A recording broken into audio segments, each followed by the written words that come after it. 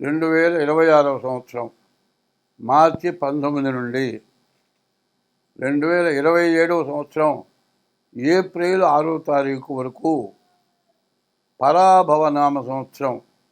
మరి కొత్త సంవత్సరం. ఈ కొత్త సంవత్సరం ఫలితాలు ఇప్పుడు 2 రాశులు చెప్పుకున్నాం. 3వ రాశి మిథున్ రాశి ఫలితాలు చెప్పుకుందాం. ఈ మిథున్ రాశి ఎట్లా ఉంది?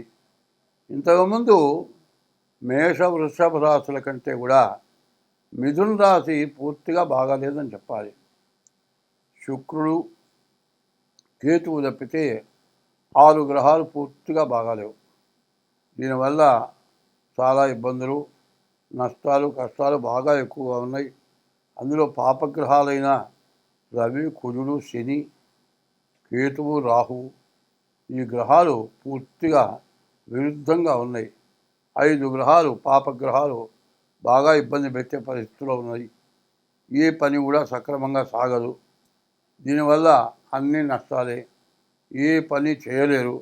ఏ పని చేసినా ఎదురు తిరుగుతుంది. డబ్బులు అనవసరంగా ఖర్చు అయిపోతాయి. ఈ టైంలో కొంతమంది ఏం చేస్తారంటే ఏ పని సక్రమంగా సాగనప్పుడు ఎవడో ఒకడు చేస్తాడు, రై మనశ్శాంతి లేదు కానీ కొద్దిగా మందు తాగితే కాస్త మనశ్శాంతి వస్తుందిరా, కొంచెంసేపు విశ్రాంతి తీసుకుంటే తర్వాత బాగుపడతావురా అని కొద్దిగా నిద్రపడట్లేదు వీడికి. గ్రహస్థితి బాగుండక నిద్రపట్టకపోతే కొద్దిగా తాగి పడుకోరా అంటే తాగి ఆ పూట పడుకుంటాడు.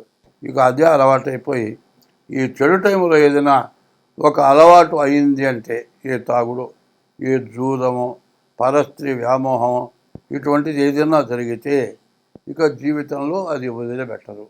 దానివల్ల కుటుంబానికి చాలా ఇబ్బంది. ఇంట్లో వాళ్ళకి ఏం తెచ్చిపెడతారు?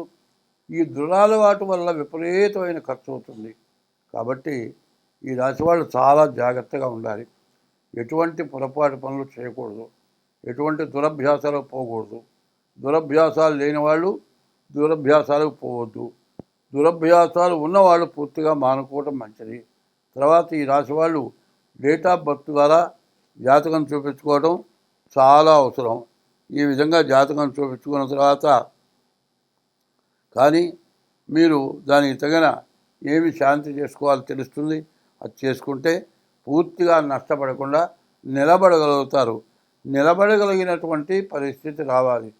పారిపోయి ఇల్లు పెట్టి పారిపోవటం కొంతమంది ఈ పరిస్థితుల్లో నాకు పెళ్ళం వద్దు, పిల్లలు వద్దు, ఇల్లు వద్దు, నాకేం వద్దని లేచి వెళ్ళిపోతారు. వెళ్ళిపోయి తర్వాత వచ్చేటప్పటికల్లా పెళ్ళం ఓ పక్క, పిల్లలు ఓ పక్క, తల్లిదండ్రులు ఓ పక్క, ఎవరి దారి వాళ్ళు అయిపోయి మళ్ళీ కలవలేక ఇబ్బందులు పడ్డవాళ్ళు చాలామంది ఉన్నారు. ఇట్లాంటి టైంలో చెప్పాలంటే ఎంత జాగ్రత్త పడితే అంత మంచిది. అందులో ఈ మిథున రాశికి 8 ఆదాయం, 11 ఖర్చు కనబడుతుంది. ఆదాయం కంటే ఖర్చు ఎక్కువ కనబడుతుంది. కాబట్టి ఎంత జాగ్రత్త పడితే అంత మంచిది. స్వస్తి. 26వ సంవత్సరం మార్చి నుండి 2026వ సంవత్సరం మార్చి 19వ తారీఖు నుండి 2027 ఏప్రిల్ 6వ తారీఖు వరకు పరాభవనామ సంవత్సరం జరుగుతుంది. ఈ పరాభవనామ సంవత్సరంలో 6వ రాశి కన్యారాశి. 5 రాశులు అయిపోయినాయి. 6వ రాశి కన్యారాశి ఫలితాలు చెప్పుకుందాం. ఈ కన్యారాశికి బుధుడు అధిపతి. బుధుడు బాగున్నాడు, కుజుడు బాగున్నాడు, రాహు బాగున్నాడు. మరి ఈ 3 గ్రహాలు తప్పితే ఏ గ్రహాలు కూడా పూర్తిగా బాగా లేవు. శని సప్తమంలో ఉన్నాడు. భార్యాభర్తలకి, కుటుంబ వ్యవస్థకి విడిపోయే పరిస్థితులు బాగా ఎక్కువగా ఉంటాయి. ఎక్కడ తొందరపాటు వచ్చినా, ఎక్కడ గొడవలు పెట్టుకున్నా మరి కుటుంబ వ్యవస్థ ఎవరి దారిన వాళ్ళు అయిపోతారు. అందువల్ల ఎప్పుడు కూడా కాపరం గుట్టు, రోగం రట్టు అన్నారు. ఏదైనా జబ్బు చేస్తే, ఏదైనా గడ్డో రాయో తగిలో, ఏ జబ్బో తగిలో ఏదైనా బాధ వస్తే 10 మందికి చెప్పాలట. ఎవరో ఒక వైద్యుడు ఆ రోగం పోగొడతాడు. కాపరం గుట్టు, ఇంట్లో సంగతులు బయట ఎవరికీ చెప్పకూడదు. ఇప్పుడు ఇక్కడ ఏం జరుగుతుందంటే ఆడవాళ్ళు ఒక చోట చేరారంటే వీళ్ళింటో గొడవలు వాళ్ళింటో గొడవలు వీళ్ళింటో ఇట్లా చెప్పుకొని ఊరు ఏకమైపోయి ప్రతివాడు కూడా గొడవ పెట్టి వాళ్ళ ఇంట్లో అట్లా అవుతా ఇట్లా అవుతా ఇట్లాంటివి చెప్పుకుంటారు. ఎప్పుడు కూడా మానవ జన్మ యొక్క లక్ష్యం ఏంటంటే ఎవరిని విమర్శించడం పద్ధతి కాదు. ఏదన్నా సమస్య వచ్చి వాడు బాధ తట్టుకోలేక మనతో చెబితే మనం ఏం చేయాలి? వాళ్ళు విడిపోయేటట్టుగా మనం చేయకూడదు. వాళ్ళకి నచ్చజెప్పి వాళ్ళిద్దరూ కలిసి ఉండేట్టుగా పిల్లల కోసం మీరు బతకాలి. పిల్లల్ని కన్న తర్వాత భార్యాభర్తలు విడిపోవటం చాలా తప్పు. కాబట్టి ఇట్లా చేయొద్దు. ఎన్ని కష్టాలు పడ్డా కూడా పిల్లలు అన్యాయం అయిపోతారు. తల్లి లేకపోయినా తండ్రి లేకపోయినా ఇబ్బంది. తండ్రి వెళ్ళిపోయి వేరే పెళ్లి చేసుకున్నాడు అనుకో, తల్లి పెళ్లి చేసుకోకుండా ఉండి పిల్లల్ని చూసినా కూడా తండ్రి బాధ్యత పిల్లలకు రాదు. ఇంట్లో వరకు తల్లి చూస్తుంది, బయట పిల్లలు ఎట్లా ఉన్నారో తండ్రి చూస్తాడు. అదే తండ్రి హయాంలో పిల్లలు ఉన్నారనుకో, బయట ఎట్లా ఉన్నాడో చూస్తాడు కానీ ఇంట్లో పిల్లలకి తిండి గుడ్డ మరి ఇంట్లో కావాల్సినవన్నీ తండ్రి చూడలేడు. కాబట్టి భార్య భర్త ఇద్దరు సక్రమంగా ఉండాలి. పిల్లల్ని జాగ్రత్తగా చూసుకోవాలి. పిల్లలు ఇప్పుడు అనాథ శరణాలయాలకు వెళ్తున్నారు ఎక్కువ మంది. ఇట్లా వెళ్ళటానికి కారణం ఏంటంటే పెళ్లి చేసుకొని ఏదో సమస్యతో గొడవ పెట్టుకొని మరి కోర్టుకెక్కి పిల్లల్ని అన్యాయం చేసి విడబడిపోతే మరి పెద్దవాళ్ళు ఆ పిల్లవాడి నాయనమ్మ మరి తాత ఉన్నారు, వాళ్ళు ఎంతో జాగ్రత్తగా చూస్తారు. ఇక చివరికి చూడలేక అనాథ శరణాలయాల పాలన చేస్తారు. మరి ఇట్లాంటివి జరగటం మంచిదేనా? మంచిది కాదు.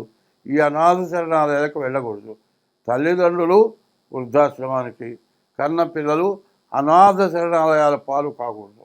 ఇట్లా చేసినట్లయితే వివాహ వ్యవస్థ వల్ల చాలా పాపం చేసుకున్నట్టు. ఎందుకంటే ధర్మపత్ని అన్నారు. భార్య ధర్మానికి ఉపయోగపడేది భార్య, భర్త ధర్మాన్ని భరించేవాడు భర్త. వీళ్ళిద్దరు కూడా ధర్మమైన మార్గంలో ఉండి పిల్లల్ని జాగ్రత్తగా చూసుకొని మరి పరాయింటి నుంచి వచ్చినటువంటి ఆడపిల్ల అత్తమామల్ని తల్లిదండ్రులాగా చూసుకొని కుటుంబ వ్యవస్థ బాగా ఉంటేనే ఏదైనా బాగుంటుంది. లేకపోతే సమస్యలు అయిపోయి చాలా ఎక్కువ అవుతాయి. ఇందులో రాహుకేతువుల మధ్యలో గ్రహాలు పడ్డాయి. కాలసర్ప దోషం ఉంది. మరి కుజుడు ఆరింటున్నాడు. మరి కాలసర్ప దోషం. మరి శుక్రుడు ఏడింట ఉన్నాడు. అయితే శుక్రుడు బాగాలేడు, శని బాగాలేడు, రవి బాగాలేడు, గురువు బాగాలేడు. మరి ఇట్లా అన్ని గ్రహాలు బాగాలేవు. ఉన్న వాటిలో 3 గ్రహాలే, కుజుడు బుధుడు రాహు. ఈ 3 గ్రహాలు తప్పితే ఏ గ్రహాలు కూడా బాగాలేవు. దీనివల్ల చాలా సమస్యలు చాలా ఇబ్బందులు ఉన్నాయి. కాబట్టి ఎంత జాగ్రత్త పడితే అంత మంచిది. ఏదో ఎట్లా పోతుంది అని ఆలోచన చేయటం కాదు. ఈ సంవత్సరంలో మరి 2026 మరి మార్చి 19 లోపలే నేను చెప్పింది వినగానే డేట్ ఆఫ్ బర్త్ ద్వారా కానీ హస్తసాముద్రిక ద్వారా కానీ మీ జాతకం చూపించుకుంటే ఎందువల్ల మీరు ఇబ్బంది పడుతున్నారు, ఏం చేస్తే మీ బాధలు పోతాయి అన్ని వివరంగా చెప్పడం జరుగుతుంది. మీరు సుఖంగా ఆనందంగా ఉండగలుగుతారు. అట్లా కావాలనుకుంటే మా ఫోన్ నెంబర్ ఉంది 6300061241. ఇంకో నెంబర్ ఉంది 7801071946. ఈ 2 నెంబర్లలో ఏ నెంబర్కి ఫోన్ చేసినా నేను మాట్లాడి మీ జాతకం చెప్పడం జరుగుతుంది. కొద్దిగా ఫీజు వేయాలి. ఫీజు ఇచ్చి మీ జాతకం చెప్పించుకుంటే మంచిది. సో ఈ రాశి వాళ్ళకి చెప్పాలి అంటే కన్యా రాశి వాళ్ళకి 8 ఆదాయం 11 ఖర్చు. ఖర్చు కూడా విపరీతంగా ఉంది. కాబట్టి మీరు చాలా జాగ్రత్త పడాలి. స్వస్తి.